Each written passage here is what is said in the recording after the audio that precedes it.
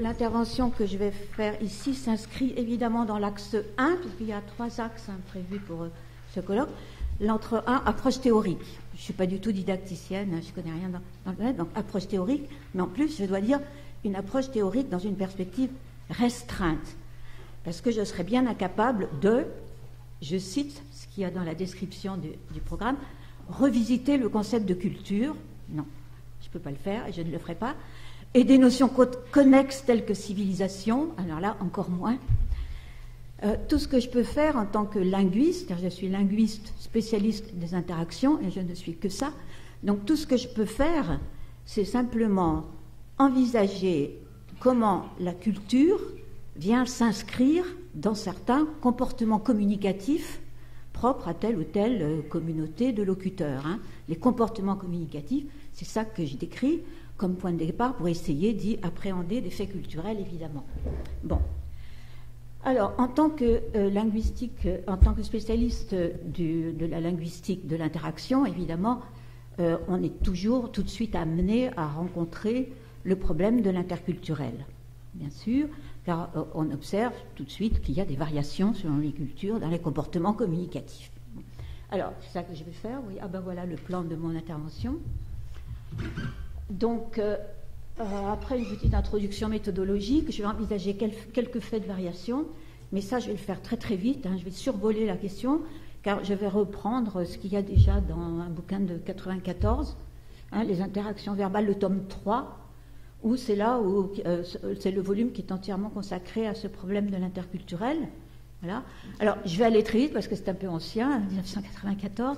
Alors, j'aimerais avoir le temps de parler d'un travail un peu plus récent que j'ai mené dans le cadre d'une équipe aussi, que j'ai pilotée, sur les termes d'adresse.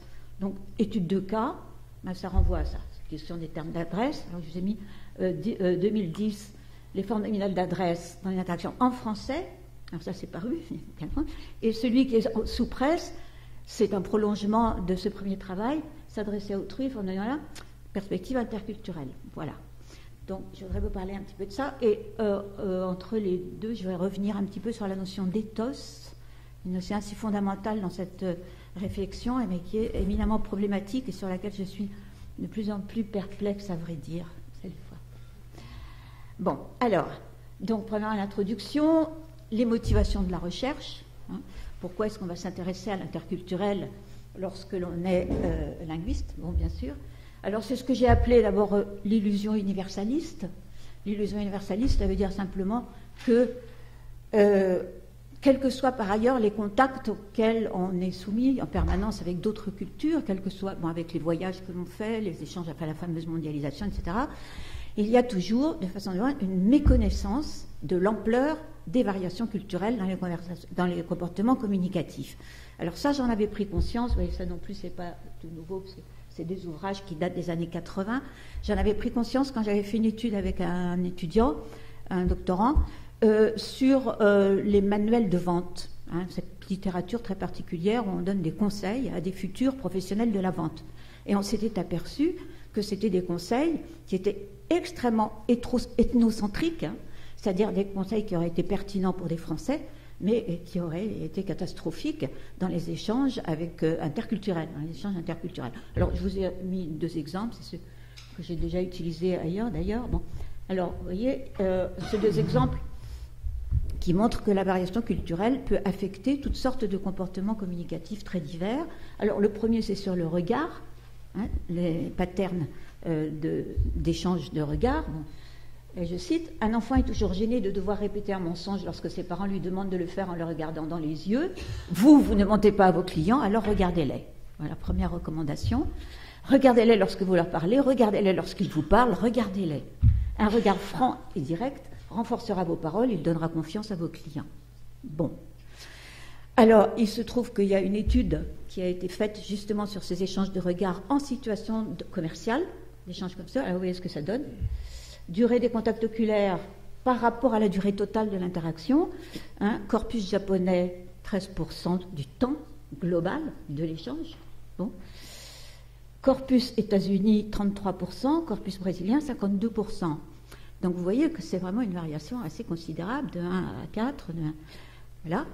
Et moi, ce qui m'avait frappé en lisant ces ouvrages-là, c'est qu'à aucun moment, ils ne prenaient la précaution de vous dire faites attention, hein, ça marche pour la France. De toute façon, même pour la France, c'est absurde. Parce qu'ils ont l'air de dire qu'on doit se regarder 100% du temps de parole, ce qui n'est jamais le cas. Même au Brésil, ça n'est que 52% du temps de parole. Donc, oui, c'est évidemment absurde.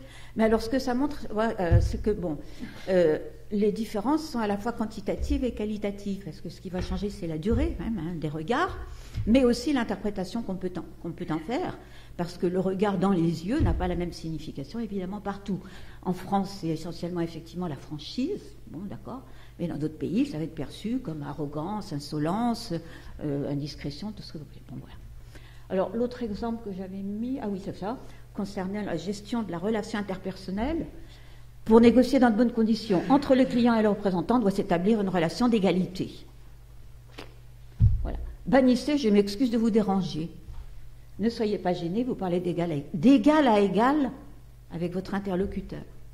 Bon, alors même déjà en France, ça paraît être un petit peu contestable ou à nuancer en tout cas, mais ce serait évidemment catastrophique si vous appliquez ça dans un pays comme le Japon, par exemple, où le client est roi, et où donc le vendeur doit au contraire afficher un comportement d'humilité ostentatoire et se mettre en position basse par rapport à son client potentiel. Bon, voilà. Donc c'était des exemples que j'ai mis là comme point de départ à cette réflexion, cette espèce de méconnaissance des variations culturelles. Alors évidemment, ce sont des ouvrages un peu anciens, mais j'en ai feuilleté récemment des ouvrages du même genre, et j'ai trouvé que, là encore, cette illusion universaliste, comme je l'appelle, avait la vie dure. Bien. La deuxième raison, évidemment, de cet intérêt, ce sont les fameux malentendus interculturels, dont je reparlerai in fine, mais là, je vous en ai donné un d'entrée aussi. Voilà. Alors, les malentendus interculturels, on en trouve des quantités dans la littérature sur la question, évidemment. Là, j'ai repris un exemple de Raymond Carroll, parce qu'il est assez emblématique. Raymond Carroll, dans cet ouvrage américain et français au quotidien, que vous connaissez sans doute, elle dit que c'est vraiment ça qui a déclenché son intérêt pour l'approche interculturelle. C'est cette histoire-là. Quand ma fille était toute petite, elle m'a demandé un jour pourquoi je me disputais toujours avec mes amis français qui venaient à la maison et jamais avec mes amis américains.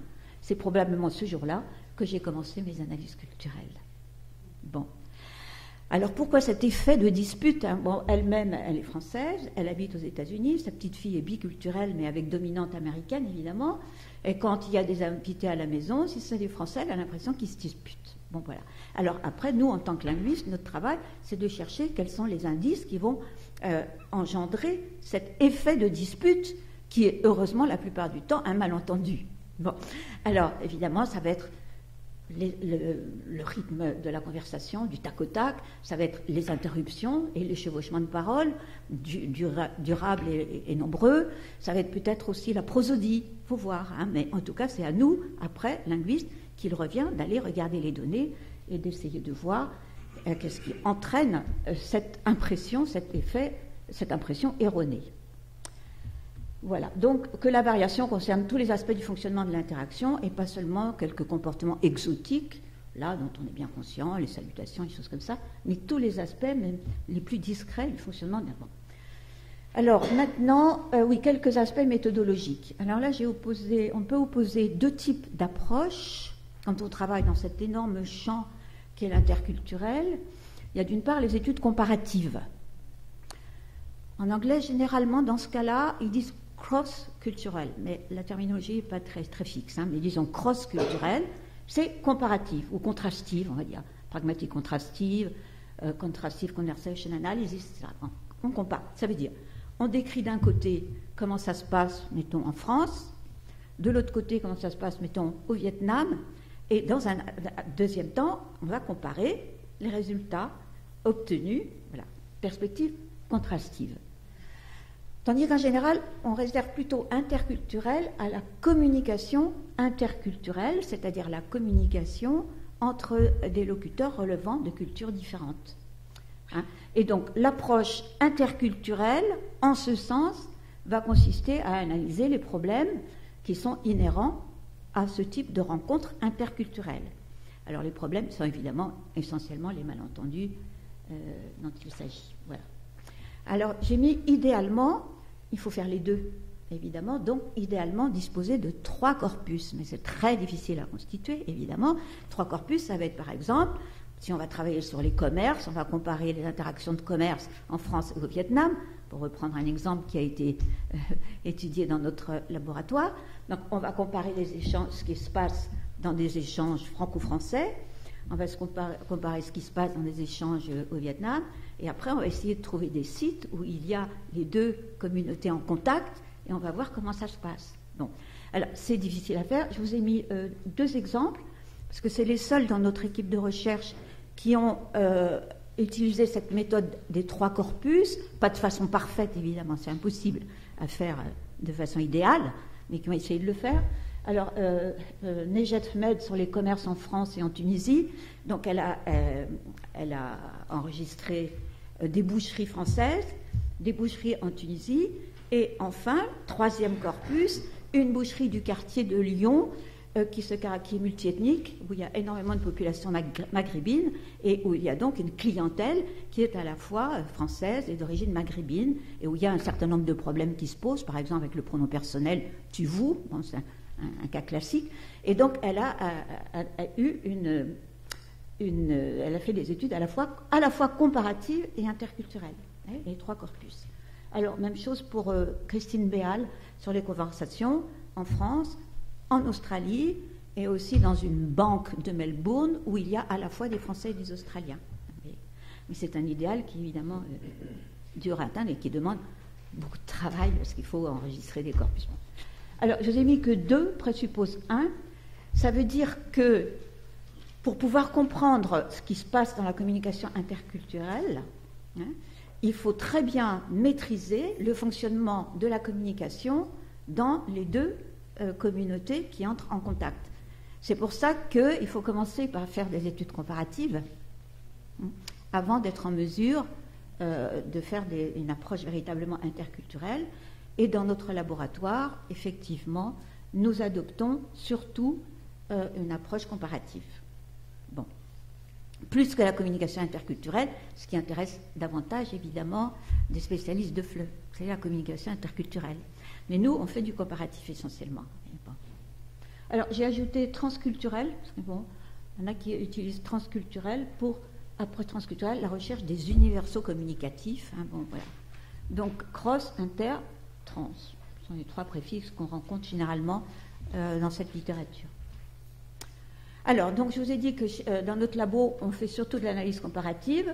Je vous ai mis une référence, Véronique Traverso, elle-même spécialiste d'arabe syrien, et qui fait donc des comparaisons franco-arabes, et bon, qui a écrit des choses très magnifiques là-dessus. Bon, voilà. Je vous ai mis perspective interculturelle sans interaction, je vais la citer plus loin. Alors, principe méthodologique. L'analyse comparative doit de préférence reposer sur des données authentiques. Alors ça, dans notre laboratoire, là, on est assez intraitable, données naturelles, données authentiques. À l'inverse, d'autres méthodologies très utilisées en interculturel, par exemple, comme les questionnaires ou les entretiens. Bon, alors, les questionnaires, les entretiens, tout ça, ce sont des méthodologies très utiles, mais pour un autre objet. On a vu, c'est pour, par exemple, pour traquer les représentations imaginaires que l'on se donne de la politesse ici ou là. Alors là, c'est pertinent de faire des entretiens. Mais nous, c'est pas ça qu'on cherche. Notre objet, c'est pas ça. Notre objet, c'est le fonctionnement réel de la communication ici et là. Donc pour ça, il faut des données authentiques, enregistrées en situation naturelle. Alors là, pourquoi? Je ne sais pas si j'ai vu là. Oui.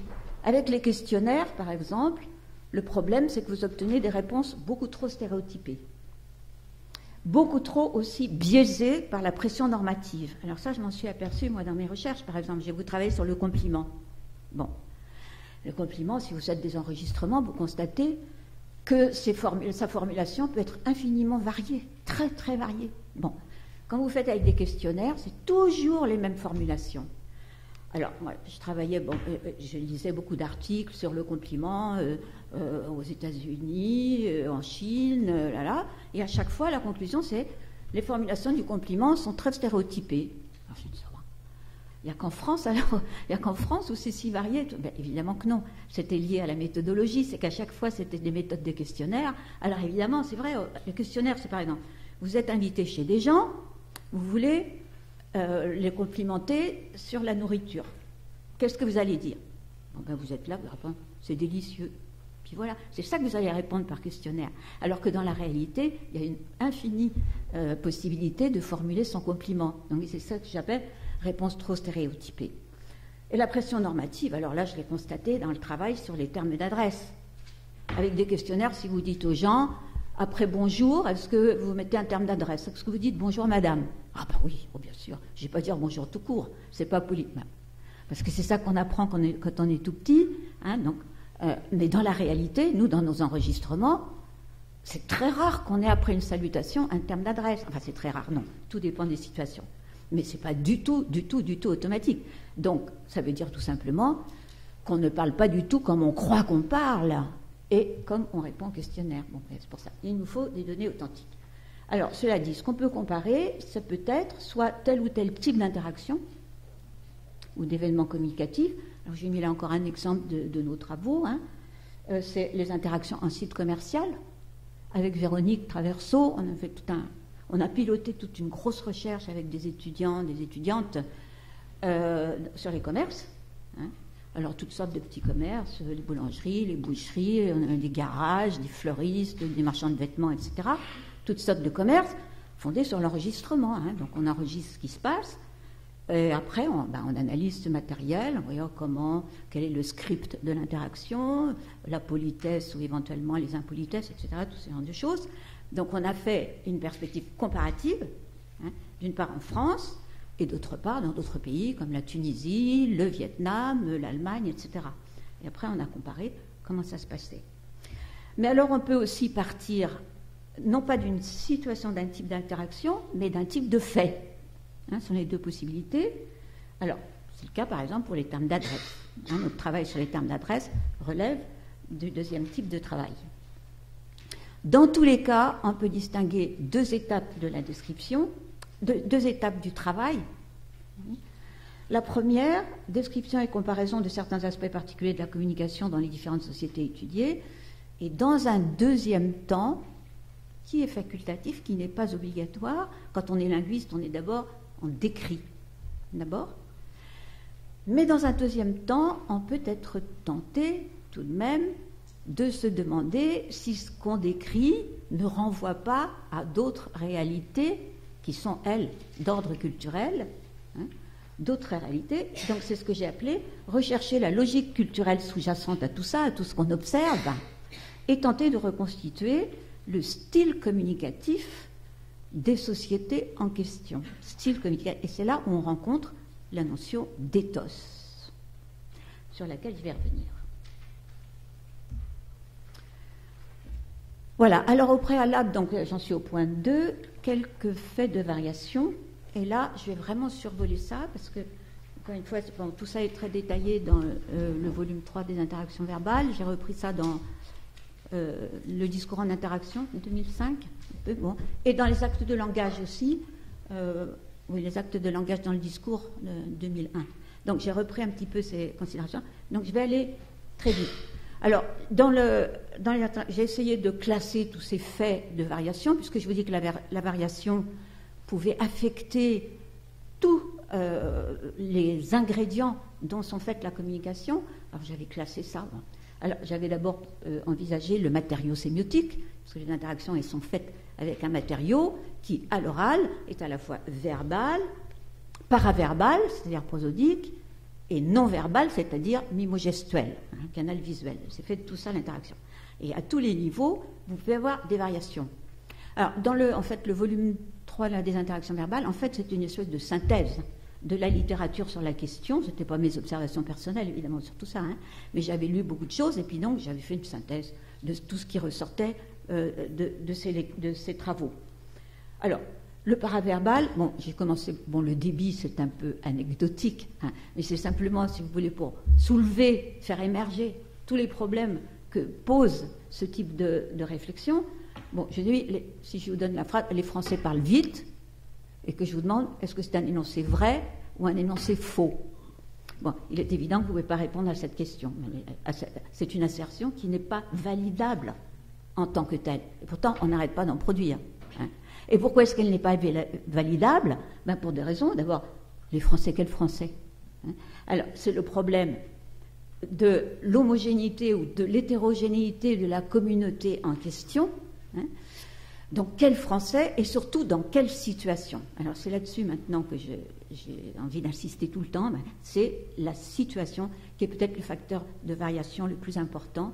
J'y reviendrai. Bon, donc, voilà, les Français en général. Alors, c'est tout le problème de la généralisation, dont je vais parler après, c'est le problème majeur dans cette histoire. Et puis, deuxièmement, les Français parlent vite par rapport à qui?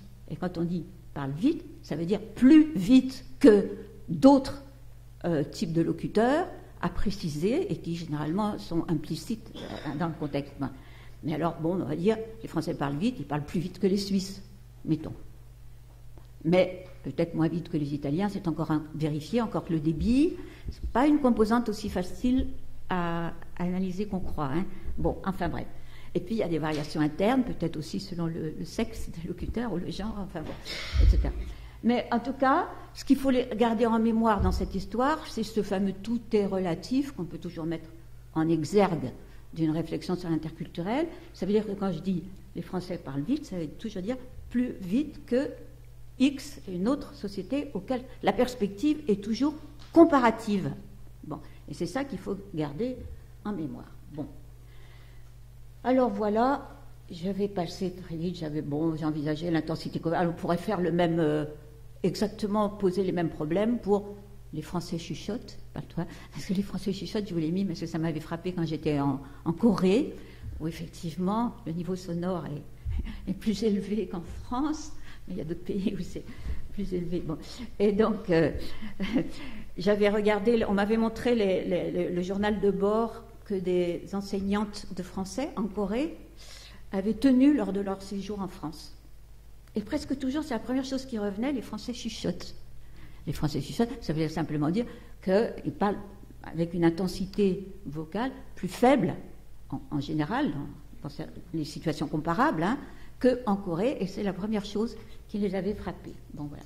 Les intonations, c'est fondamental, mais je suis bien pour Gumperz, les intonations sont responsables d'un grand nombre des malentendus interculturels. Je n'ai pas le temps de détailler.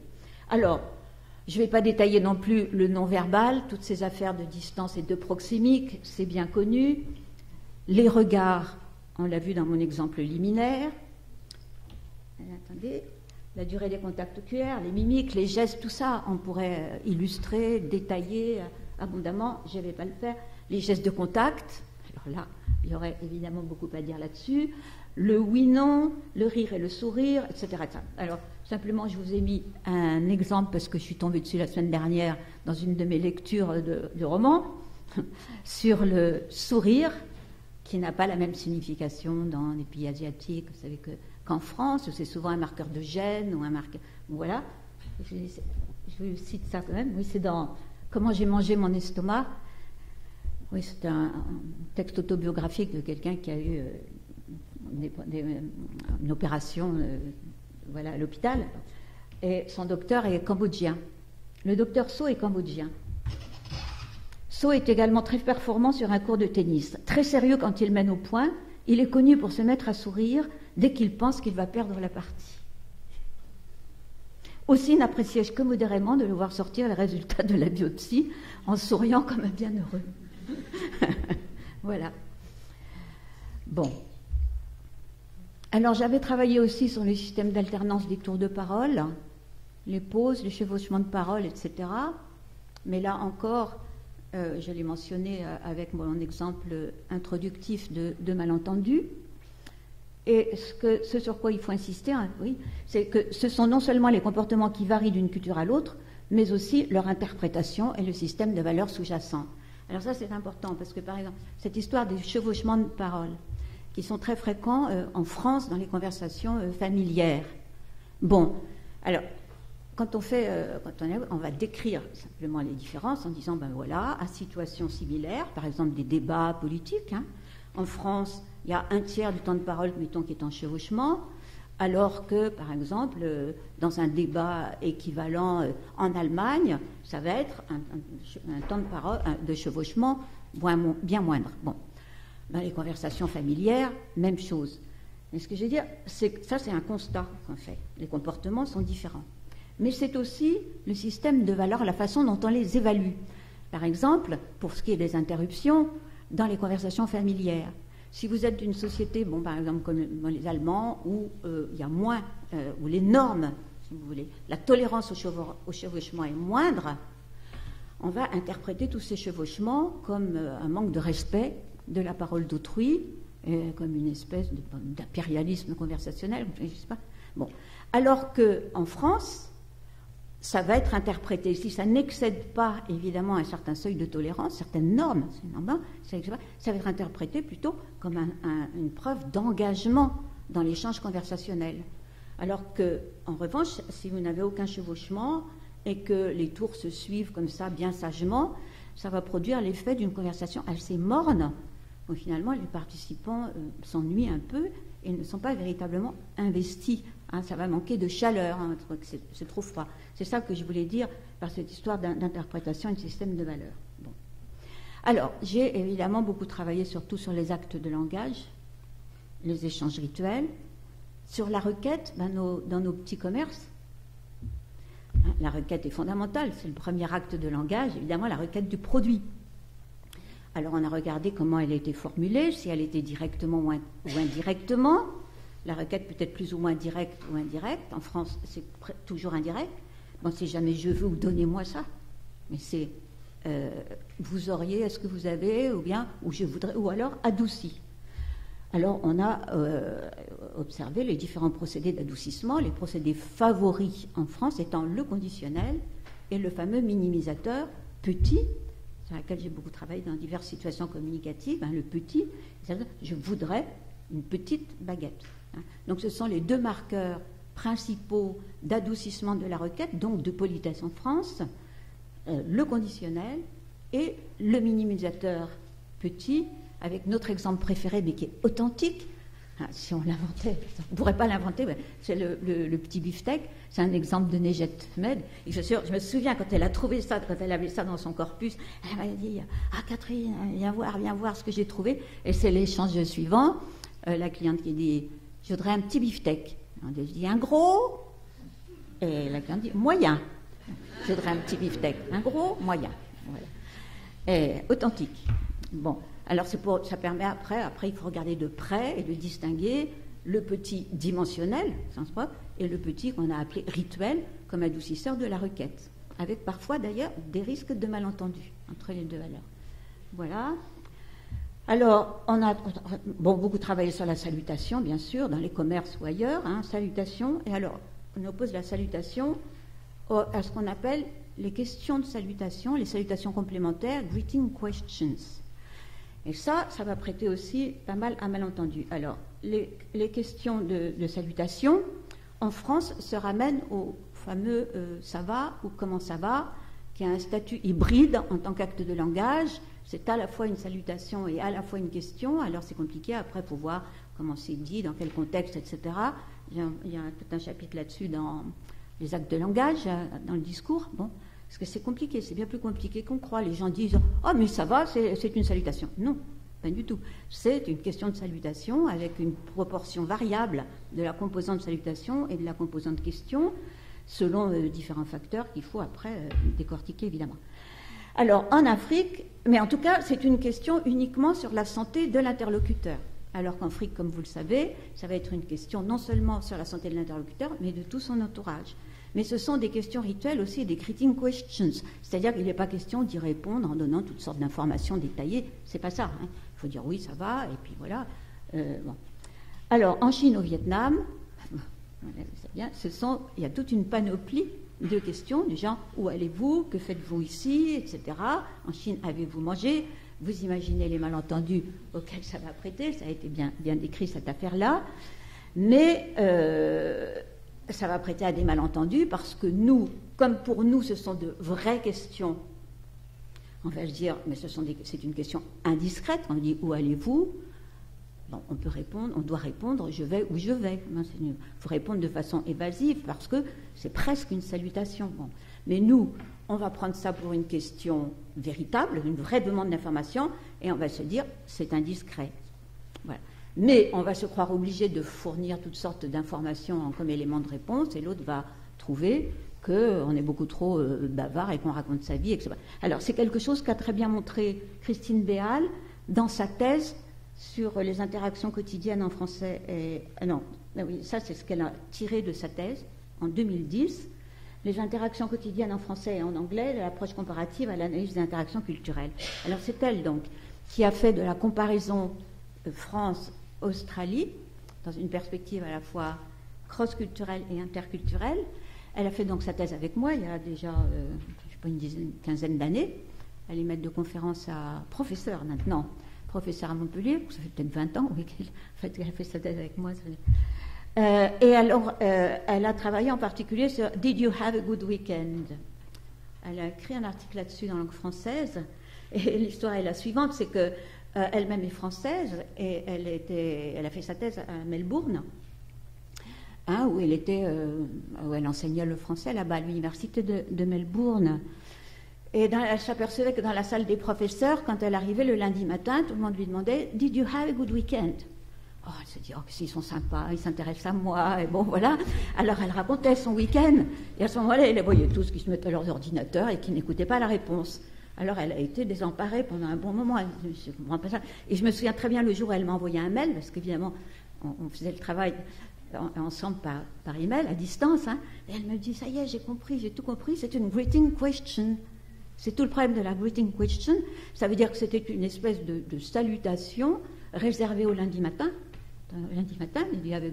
et à laquelle il fallait répondre de façon évasive, oui, tout s'est bien passé. Comme un ça va un petit peu, oui, tout s'est bien passé. Alors, il y avait le même malentendu, parce qu'elle les trouvait très attentionnés vis-à-vis d'elle, et eux, après, elle s'est aperçue qu'elle avait la réputation d'être très bavarde, et de raconter sa vie, alors que ce n'est pas du tout le cas, c'est une personne plutôt discrète, vraiment pas du tout invasive, et en fait c'était une malentendue sur l'interprétation du statut illocutoire, enfin du statut pragmatique de « Did you have a good weekend ?» Voilà un exemple.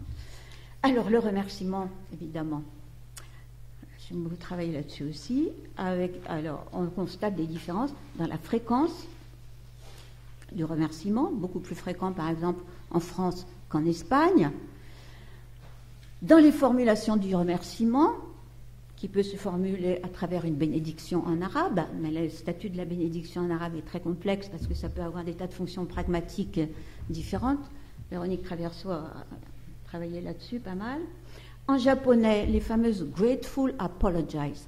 Grateful apologies, ça veut dire que le remerciement en japonais, ça a une formule spécifique arigato, mais que dans certains cas, quand on veut renforcer le remerciement, on va utiliser une formule qui littéralement est une formule d'excuse. Voilà. Ça va donner lieu aussi à des malentendus. Je vais y revenir un tout petit peu.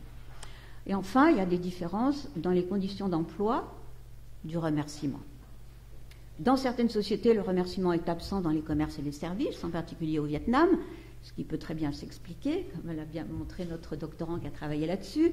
C'est parce que c'est lié au système du marchandage que l'échange commercial est une espèce de petite guerre. Donc si on remercie, si l'un remercie l'autre remercie l'un, ça veut dire que l'un fait une faveur à l'autre, donc ça va être plutôt insultant. Donc il est absolument impensable de remercier dans la plupart des commerces au Vietnam. Enfin, je ne sais pas si ça sera confirmé.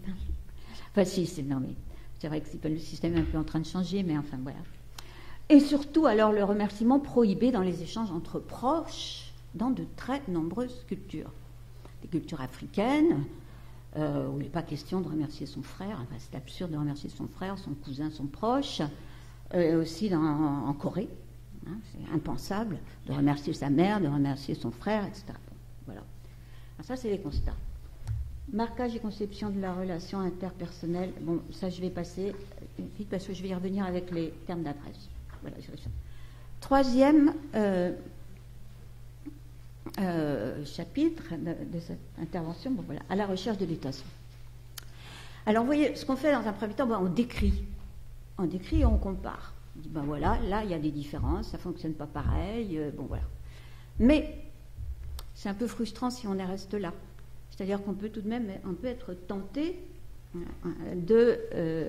d'aller un peu plus loin et de se demander ce que ça signifie par rapport à une certaine conception des relations sociales. Bon.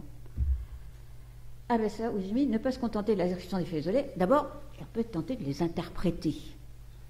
Tout le monde n'a pas la même position vis-à-vis de ça. Il y en a qui disent, moi je décris, je ne prends pas de risque interprétatif. Bon, moi je pense que quand même, il faut essayer d'interpréter. Alors par exemple, pour ce qui est du remerciement, grateful apologize, qu'est-ce que ça veut dire? Quelle est la conception qu'il y a là-dessous? Alors, effectivement, il y a des affinités entre le remerciement et l'excuse. Quand on y réfléchit bien, c'est pas tellement différent en français quand on disait autrefois je suis votre obligé, mais on ne le dit plus justement. Ou obrigado. Obrigado, en portugais, c'est bien ça, c'est obligé. Alors, l'idée est la suivante, c'est si A fait un cadeau à B. Bon, nous, ben B va remercier, va exprimer sa gratitude. Très bien. Dans la logique japonaise, A fait un cadeau à B. Bien sûr, B est obligé de l'accepter. Sinon, c'est une offense de phase, etc. Enfin, il est obligé de l'accepter.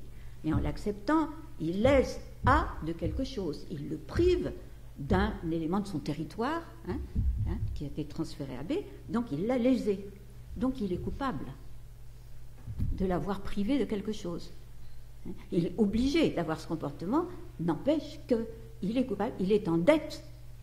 Et coupable, il va rester tant qu'il n'aura pas payé sa dette, c'est-à-dire rendu l'appareil. Et, bon, c'est ça quand on dit d'ailleurs obrigado, je suis votre obligé, je vous dois quelque chose. Donc d'où la formule d'excuse qui va être une espèce de remerciement emphatisé. Voilà, donc c'est ça. Alors on va en tirer la conclusion qu'on a affaire à une culture sensible à la dette et qui a un fort sentiment de culpabilité. Mais évidemment, c'est une hypothèse qu'il faut confirmer par toutes sortes de considérations convergentes. Alors, pour ce qui est d'évitement du remerciement entre proches, par exemple, Corée, Japon, Zaïre, etc., on va se dire que c'est une société beaucoup plus solidariste. Ça veut dire que l'autre, son proche, enfin son ami ou quelqu'un de sa famille, c'est une espèce de prolongement du moi. Bon. Or, remercier donc quelqu'un qui vous est très proche, c'est comme se remercier soi-même. Donc c'est complètement incongru, c'est complètement déplacé. Et en remerciant un proche, on va mettre comme une distance en disant tu n'es plus de mon cercle intime étroit que marquerait le remerciement. Plus société rigide, oui, parce que quand on remercie quelqu'un, ça laisse toujours sous-entendre qu'il aurait pu ne pas vous rendre ce service. Et donc ça peut être insultant par ce sous-entendu-là. Voilà, bon. Alors il y a toutes sortes de raisons comme ça qu'on fait. C'est alors qu'on va passer à la deuxième étape, qui va être cette recherche de l'éthos, c'est-à-dire où on va se demander, à la deuxième étape, dans quelle mesure les comportements qu'on vient, ou les différences de comportements qu'on vient d'observer, sont révélatrices de quelque chose, révélatrices, encore une fois, d'une certaine conception des relations sociales.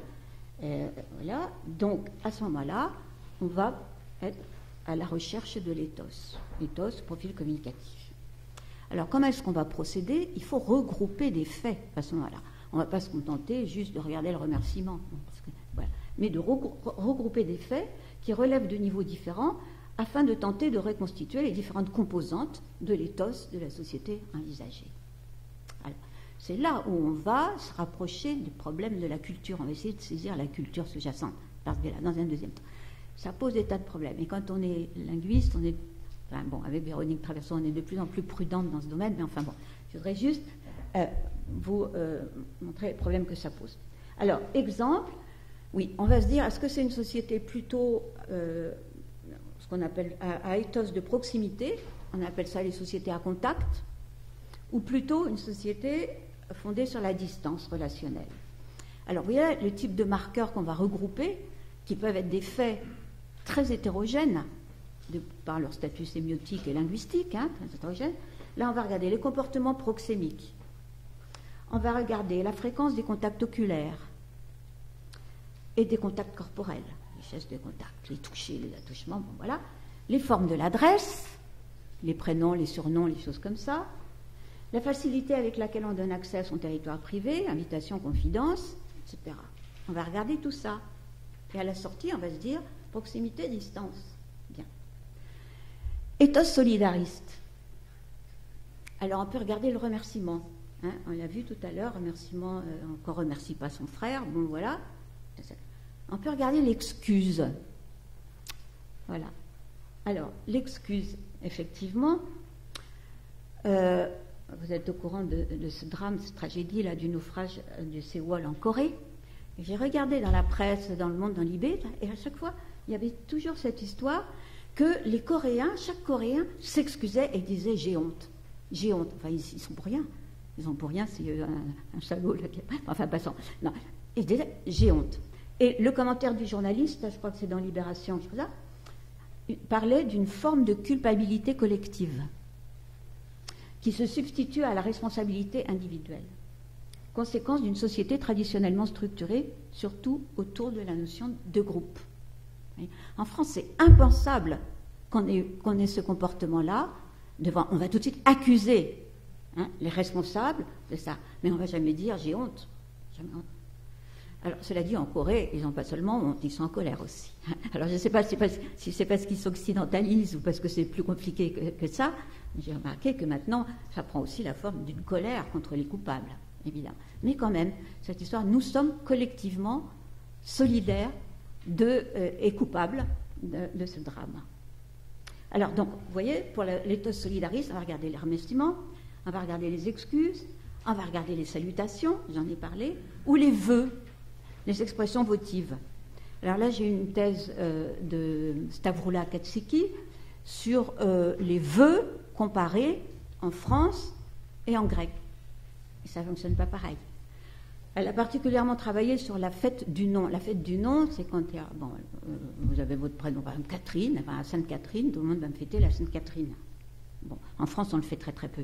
En France, on fête l'anniversaire et très peu la fête. Mais vous voyez, ça n'a pas la même signification sociale, parce que l'anniversaire est typiquement individuel. Bon, bien sûr, il y a plein de gens qui sont nés le même jour, mais on ne va pas leur fêter collectivement. C'est individuel. Tandis que le prénom, c'est un collectif. Donc il y a cette espèce de groupe de tous ceux qui vont s'appeler Stavroula, par exemple, ça va faire un collectif. Et vous avez des formules votives qui vont être « Bonne fête, Costa ». Alors l'autre dit « Merci », Costa dit « Merci », mais il ne se contente pas de dire ça. C'est tout de suite « Et toi, est-ce que tu as un Costa dans ton entourage ?» Et si tu as un Costa dans ton entourage, que tu sois heureux de lui. Vous voyez ?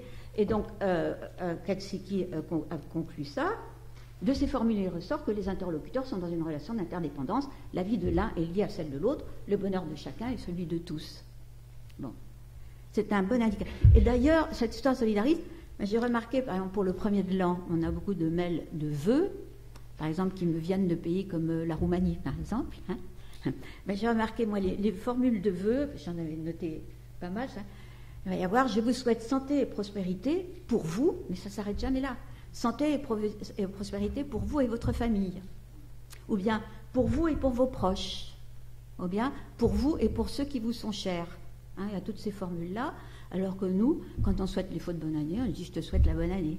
Bon, et éventuellement, pour ta famille, si on les connaît bien seulement, ce n'est pas systématique du tout. C'est simplement, bon, voilà. Donc, c'est vrai que là, il y a quelque chose qu'on sent bien qui est vrai, enfin, dans cette bande. Alors, l'objectif ultime, ça va être de dégager le profil communicatif global d'une société donnée. Bon.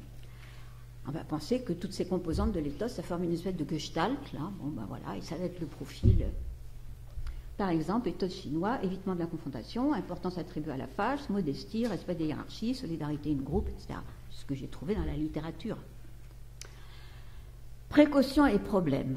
Alors ça, c'est quelque chose auquel on attache de plus en plus de précaution, d'importance avec ma proche collègue Véronique Traverso, parce qu'on s'aperçoit parfois que tout ça va être caricaturé, ça revient dans des colloques de façon tellement grossière et que parfois ça nous hérisse un peu en se disant « Oh là là, il faut quand même prévenir, il faut faire très très attention à ces affaires-là ». Alors, d'abord, il faut partir d'une description correcte des données. Description correcte, ça veut dire complète. Et j'ai mis, ah oui, les fameuses lunettes, enfin moi j'appelle ça comme ça, se méfier des lunettes ethnocentriques. Correct. Par exemple, pour les requêtes dans les petits commerces, je vous ai dit qu'en France, c'est surtout marqué par le conditionnel et puis éventuellement petit, mais le conditionnel. Donc, les lunettes ethnocentriques, ça veut dire que moi, si je veux demander si la requête est formulée de façon polie dans une autre langue et une autre culture, je vais aller regarder le conditionnel. Et s'il n'y a pas le conditionnel, s'il y a je veux et pas je voudrais, je dis, ben, ils ne sont pas polis. Ils sont pas polis. Vous voyez, c'est ça, les lunettes ethnocentriques. C'est-à-dire qu'on voit que ce qui est pertinent dans sa propre culture et on est aveugle à d'autres faits qui seraient également pertinents, mais dans d'autres cultures et auxquels on n'est pas habitué. Parce que les adoucisseurs, dans d'autres cultures, de cette requête, ce n'est pas forcément le conditionnel, évidemment. Ça peut être, par exemple, un terme d'adresse, comme un titre, docteur, ça peut être ça, ou au contraire un terme d'adresse un peu affectueux, des choses comme ça. Ça peut être aussi une intonation, ça peut être une petite particule, mais on ne va pas la voir parce qu'on est braqué sur ce conditionnel. Bon. Oh ben, l'anecdote, oui, je fais les lunettes ethnocentriques parce que ça m'avait frappé comme ça dans un autre domaine. C'était quand j'étais rentrée du Brésil, où j'étais tout à fait émerveillée par mon séjour et aussi par la nourriture que j'avais trouvée là-bas délicieuse. J'ai continué à trouver délicieuse la nourriture, très abondante, très diverse et très délicieuse. Et je me mets à parler avec ma voisine qui revenait d'un voyage organisé. Bon. Et je dis, ça vous a plu? Elle me dit, oui, mais alors qu'est-ce qu'on mange mal? Je dis, qu'est-ce qu'on mange mal? Au Brésil? Je dis, tiens, mais c'est délicieux. Elle me dit, mais vous avez vu les croissants là-bas? Bon, voilà, les croissants là-bas. Bon, c'est-à-dire, elle était allée d'hôtel en hôtel, et sûrement des hôtels un peu bas de gamme, je pense, avec une cuisine internationale et tout, et des croissants, évidemment. C'est la seule chose qui n'est pas bonne au Brésil, parce que ce n'est pas du tout leur culture, etc. Mais c'est ça, alors j'ai pensé à mon conditionnel, parce que c'était la même histoire, mais transposée dans un autre domaine, vous voyez. Parce que là, ça veut dire, on va tout mesurer, on va mesurer la qualité de la cuisine à l'aune du croissant. Bon. De même, nous, on va mesurer la politesse à l'aune du conditionnel, alors qu'il faut aller regarder ailleurs, évidemment. C'est ça que je veux dire. Alors, ensuite, interprétation correcte des faits. Bon, alors les formules religieuses, c'est simplement parce qu'une fois, je parlais de Inch'Allah, parce qu'il y a effectivement en arabe, on a parlé hier de Inch'Allah, qui est constant, et effectivement, ça veut dire une forte imprégnation de la culture par la religion, bien sûr. Et puis, quelqu'un qui m'a répliqué, j'étais dans je sais pas si c'était au Maroc ou en Tunisie, qui m'a répliqué, ah mais madame, c'est pareil en France, vous dites tout le temps Dieu merci, et même adieu. Il ne m'a pas cité adieu, parce que dans adieu, il est bien évident que là, il n'y a plus de Dieu du tout dans adieu, mais c'est marqué par le signifiant, puisque là, ça a fusionné, et donc voilà. Tandis que dans Dieu merci, on peut croire qu'il y a encore une connotation religieuse. Or, il n'y en a aucune. Il n'y en a aucune. Alors, je vous ai mis des exemples dans mes débats, parce que moi, je travaille sur les débats présidentiels. Ça, c'est mon domaine actuel et mon champ. Les 6 débats présidentiels, c'est quand même 13 heures à retranscrire minutieusement, etc. J'ai trouvé que 4, et ils sont tous dans le même débat. C'est curieux. Dans les 5 autres débats, il n'y a pas de formule comme ça. Mais dans 88, regardez, j'en ai 4. Vous avez parlé des chats. Moi aussi, je les aime beaucoup. Et Dieu sait si on s'y attache. Les chats et les chiens. Dieu sait si on s'y attache. Ça, c'est Mitterrand. Dieu sait si nous sommes tous dans l'obligation absolue de pouvoir y répondre au problème du chômage. Ça, c'est Mitterrand aussi. Mais Chirac aussi, 2 attestations. Vous m'avez dit, qu'est-ce que vous voulez l'arrivée? Dieu sait que non. Et puis, Dieu soit loué. Donc, j'en ai 4. Je peux vous garantir qu'il n'y a absolument aucune connotation religieuse là-dessus. Il y en a une qui m'avait fait sourire, parce que vous m'avez dit, est-ce que vous voulez la raviver? C'était la raviver sur l'école libre et l'école laïque, la querelle sur l'école libre. Bon, voilà. Et Dieu sait que non, donc ça fait un tout petit effet connotatif un peu amusant, mais bon, voilà. Alors, pour Inch'Allah, le problème, il faudrait faire une étude très, très, très précise pour savoir si c'est toujours très fort, enfin, si la présence, si la valeur religieuse est toujours aussi forte dans tous les emplois. Hier, on m'a dit qu'il y avait toujours une connotation religieuse. Il faut voir. Mais juste pour Inch'Allah, parce que c'est vraiment intéressant, moi je vous disais, est-ce que ça n'est pas simplement une particule d'accompagnement du futur? Bon, presque, mais presque, parce qu'effectivement, je me suis toujours dit qu'en France, c'était incroyablement arrogant et présomptueux de formuler un futur comme ça, de la même manière qu'un passé. Les faits passés, bon, ils sont avérés. Mais les futurs, non. Donc effectivement, il y a un besoin de rajouter quelque chose. Et j'ai remarqué ce matin, j'ai noté ça tout à l'heure, dans la présentation de la présidente de l'université, qui a dit, où est-ce que j'ai noté, je ne sais pas où j'ai noté ça. Ah voilà, c'est là, mon bout de papier que j'ai noté. Elle a dit, ce pôle qui va être opérationnel, enfin, et elle a un peu bredouillé, et moi je me suis dit, Inch'Allah, dans ma tête, aussitôt, je me suis dit, Inch'Allah, mais elle a dit, je l'espère. Je l'espère. Eh oui, c'est pas pareil. Oui, oui. Comment? Oui.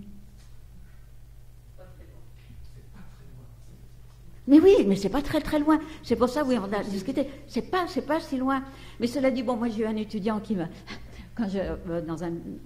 en Tunisie, alors oui, après une conférence, il est venu me parler, il m'a dit, Madame, je voulais vous demander, il écoutait le jeu des 1000 nouveaux francs, le jeu des 1000 euros, je ne sais pas si vous connaissez ce jeu de France Inter qui existe depuis 40 ans, et ça finit toujours, à demain, si vous voulez bien. Il m'a dit, c'est curieux, vous, en France, vous dites si vous voulez bien, et chez nous, on dit si Dieu veut. Alors, évidemment, si on généralise, alors que le futur est entre les mains de Dieu, oui, tandis que chez nous, c'est entre les dieux, soit du jeu, je l'espère, soit de l'autre, du partenaire de l'interaction. Et c'est vrai qu'il y a quelque chose de vrai là-dedans, mais après, il faut nuancer, il faut regarder. Oui, vous avez l'heure si vous regardez votre montre. Comment? C'est vrai? J'ai parlé 1 heure? Non. J'ai parlé presque 1 heure? Incroyable. Bon, alors j'ai mis, toutes ces dimensions sont graduelles et relatives, et surtout graduelles et relatives, ce sont des tendances. Problème des variations internes, surtout les variations situationnelles. Je ne sais plus quoi faire parce que là, attendez, oui. Bon, je vais parler du tout des termes d'adresse. Donc les variations situationnelles. En tout cas, je veux dire que nous, dans nos recherches, c'est maintenant là-dessus que nous insistons le plus. C'est sur l'importance de la situation de communication, qui est un facteur de variation peut-être plus important que les variations culturelles. La situation. Alors c'était ça. Je vais parler de la politesse, perspective interne, externe. Écoutez, je vais faire défiler le choc culturel. Zut, alors, je me suis encore fait. Alors c'était ça, forme nominale d'adresse. Bon, je vais laisser tomber complètement et je vais passer à la conclusion. Ah bon. L'approche contrastive. Ah non, mais alors là, j'ai vraiment parlé 1 heure déjà. Oui, là. Mais bon. Alors attendez. Alors, je voulais parler. Je vais parler de l'arabe puisqu'il y a beaucoup d'arabophones. Donc l'importance du genre interactionnel. Regardez, pour l'espagnol, par exemple, si vous comparez espagnol-français pour les termes d'adresse, forme nominale d'adresse, on a d'une part un corpus d'interaction à caractère institutionnel, pas de différence significative. Un corpus de conversation familière sur 30 minutes, 4 FNA, forme nominale d'adresse dans le corpus français, 200 dans le corpus espagnol. Voilà. Vous voyez l'importance avec un problème 200, moi je suis un peu suspicieuse parce que hombre, elle a compté tous les hombre, et pour moi c'est plutôt une interjection qu'un terme d'adresse. Mais quand même. Donc voilà. Alors, qu'est-ce que j'avais mis? J'avais interaction médiatique en italien, c'est pas du tout ça. Même avec l'Italie, ça fonctionne pas pareil. C'est pas les mêmes formes, c'est pas. Regardez les titres, 1% en français, 43% en italien. Alors la title mania en Italie, ça y va. Nous, on a une aversion pour les titres. On ne dit pas professeur Orecchioni, par exemple. Mais voilà, on aurait volé. Bon, je passe, bon, voilà. Débat présidentiel en portugais. Alors là, au Brésil. Alors, le facteur culturel plus important que le facteur linguistique. Parce que si vous comparez le Portugal, le Brésil, la France, le Portugal ressemble beaucoup plus à la France qu'au Brésil. Voilà. Est-ce que c'est la grande question? Est-ce que c'est la langue ou la culture? Les conversations familières en espagnol, alors voilà, hombre, macho, chico, etc. Alors qu'en français, c'est juste le prénom.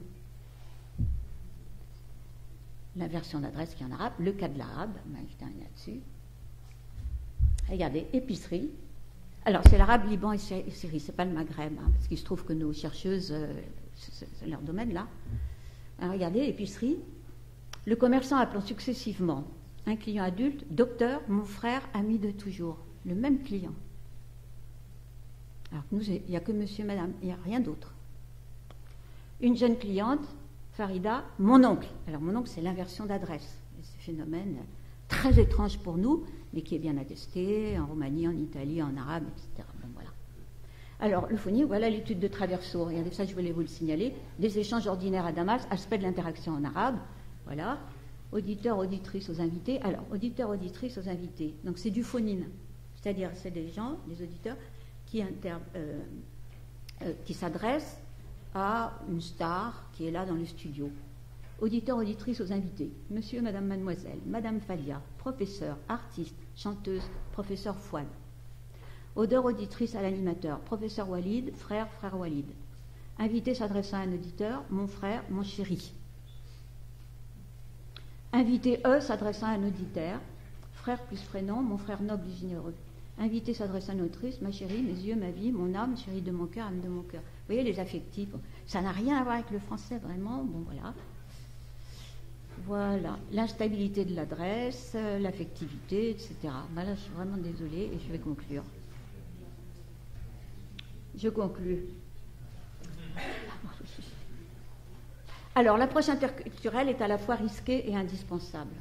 Risque, la sous-généralisation et la surgénéralisation. Une fois qu'on a dit ça... Alors, la sous-généralisation, c'est quand on se contente de trouver des faits disparates, voilà, puis c'est tout, c'est de l'anecdote.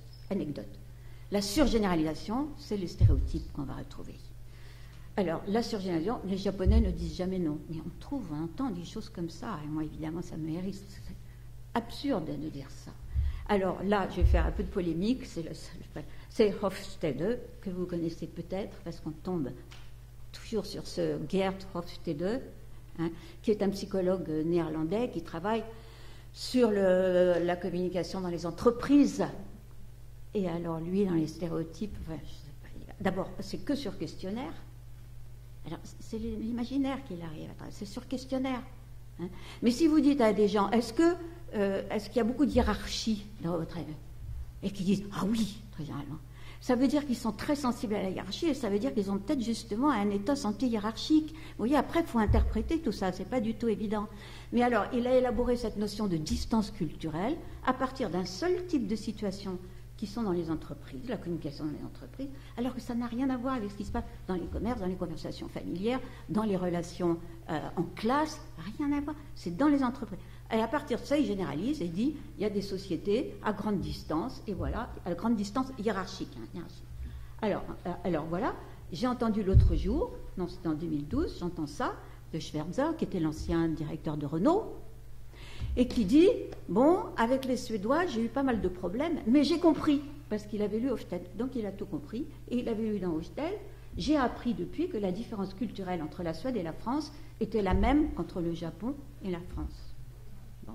Pour moi, ça ne veut rien dire, ça ne veut strictement rien dire. Là même à quel égard, dans quel contexte, avec quel marqueur il a analysé, bon, ouais, il n'analyse pas de marqueur, rien.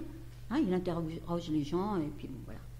Enfin, une approche indispensable, évidemment, car les études contrastives permettent de rendre compte de ce qui se passe dans les échanges interculturels. Alors, c'est là où on retrouve l'interculturel, après avoir fait du cross-culturel, ça va vous permettre de comprendre ce qui se passe dans les échanges interculturels du fait de ces différences de normes communicatives. Alors, qu'est-ce qui se passe dans les échanges interculturels? À l'encodage, des erreurs de formulation, des calques. Un Japonais qui va dire « je suis désolé quand vous leur offrez à boire », ça m'est arrivé. Ou « où vas-tu pour saluer ?» Bon, ça c'est les calques. Mais il y a aussi l'inverse qui sont les hypercorrections. Par hyper-adaptation à l'autre communauté, on répercussion, par exemple la bise en France, et du coup, hop, vous allez faire la bise à tout le monde. Bon, et comme je disais, il y a que mes étudiants étrangers qui me font la bise, parce qu'il n'y a que les Vietnamiens, les Chinois, parce que mes étudiants français, sauf évidemment les doctorants, mais sinon on ne fait pas. Donc voilà, hyper. Voilà. Et au décodage, moment inconfortable, ça peut aller de simples moments inconfortables à de véritables catastrophes, et c'est là où vous trouvez les malentendus. Mais voilà, et j'avais tout un paquet de malentendus. Vous pouvez les regarder. Mais ça, ce sont des cas que j'ai beaucoup mentionnés déjà dans mes articles et que vous allez sans doute... Mais quand même, je veux dire, le plan algérien, Parce que de même que Carole, ce qui a stimulé sa recherche sur l'interculturel, c'était cette histoire de sa petite fille qui lui disait pourquoi les Françaises disputent toujours. Moi, je vous assure que c'est vrai, ce qui a stimulé mon désir de travailler sur les formes d'adresse, c'est un matin où j'écoutais France Inter, et il y a aussi du phonine à France Inter, et il y avait un appelant qui était algérien, et qui parlait à la journaliste, et qui lui disait dans toutes ses phrases « Madame ». Oh oui, madame, vous savez, madame. Et elle était de plus en plus agacée. Et je me suis dit que c'était un malentendu interculturel parce que la teneur de ses propos n'était pas du tout agressive. Pas du tout. C'était pour lui un marqueur de politesse, manifestement. Mais pour nous, pour nos oreilles françaises, c'est très souvent chargé d'une connotation polémique et agressive. Moi, j'ai une certaine allergie avec les termes d'adresse, et quand on dit « mais Catherine, mais enfin Catherine, mais je te l'ai déjà dit Catherine, et Catherine, et Catherine », pour nous, c'est associé, et je vous assure, c'est ce qui ressort de notre étude, hein, c'est très souvent associé, au contraire, à des petites attaques, à des énoncés, voilà. Donc là, c'est ce malentendu interculturel qui, pour moi, a déclenché mon désir d'élucider cette affaire de fonctionnement des termes d'adresse. Alors, j'avais beaucoup d'autres malentendus sur les questions indiscrètes, sur les remerciements, mais ça, mon histoire de la petite coréenne, je l'ai citée un peu partout, donc je ne sais pas. Mais il y a juste des questions indiscrètes. Témoignage d'un étudiant coréen arrivant en France. Mon directeur de recherche français m'a réservé un accueil plutôt froid. Il ne m'a même pas demandé si j'étais mariée, quel âge j'avais, où j'habitais. Il m'a simplement indiqué l'orientation générale de l'établissement. Et à l'inverse, professeur de français travaillant en Corée, quand un Coréen fait la connaissance, il lui demande son âge, s'il est marié, s'il a des enfants. C'est quasiment un interrogatoire d'état civil. Pour l'étranger, c'est toujours un peu surprenant au début. Voilà, j'avais une histoire drôle, mais pas ça, c'est pas. Moralité, il est bon de savoir quelque chose des mœurs des divers peuples. Bon, ça, je suis tombée sur cette citation il y a 2 ans, là, en relisant Descartes, ce qui ne m'arrive pas souvent, je vous l'avoue. Je suis tombée là-dessus, et je me suis dit, tiens, voilà, il est bon de savoir quelque chose des mœurs de divers peuples, afin de juger des nôtres plus sainement, et que nous ne pensions pas que tout ce qui est contre nos modes soit ridicule et contre raison, ainsi qu'on coutume de faire ceux qui n'ont rien vu. Voilà. Bien.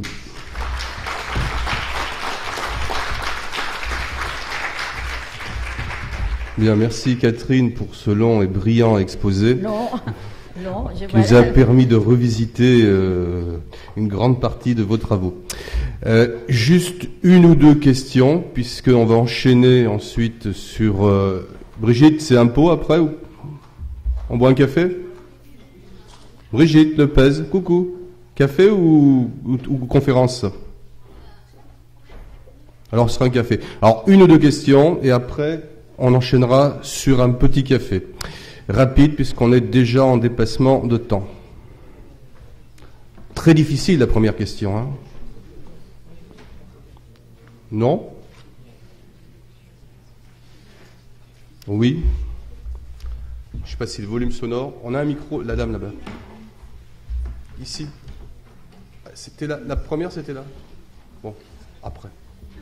Une première question, après je le passerai, c'est là.